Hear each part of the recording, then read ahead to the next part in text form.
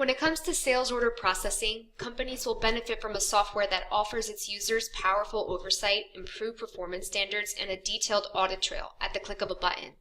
With an array of searching capabilities to get you to your destination, business provides filters at the sales order management page, ranging from, but certainly not limited to, order type, sales rep, items, even only showing orders on autopay, and so much more. It's like a library before your orders, and you can decide how you'd like to view them and save those searches for later use. With business, creating a sales order will inherently connect users to various portions of the system. The beauty in this is that they connect and are therefore affected by the other actions. To better explain this, imagine we have created a sales order.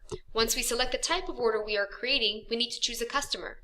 It's at this point that we can grasp some insight into their account. While still remaining on the sales order page, users can hover over the customer's name and see some options. One in particular is the AR summary button. Conveniently appearing as a pop-up window, users will have the ability to view this account's recent transactions, any total information such as open balance, total credit, and recurring invoice, and so forth, as well as have the capability to click into any of the listed transactions to get a deeper look at them. Even more so, one can simply hit View All Transactions and be whisked into the AR tab of said customer. There are many ways as to why this is useful and therefore beneficial to have at your disposal on the order level. Just the convenience of being able to view it without having to leave the sales order page is a benefit in itself. Another option we have set at our disposal on the sales order page is the inclusion of alert notes. Ever need to highlight a significant detail for a customer that your office personnel should be aware of before sending out an order for approval? With business, we can have these alert notes created at the customer level under Set Alert Message.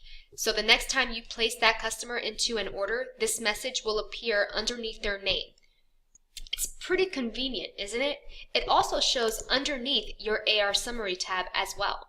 Last but not least, make sure that your users are always connected to certain orders by way of assignments.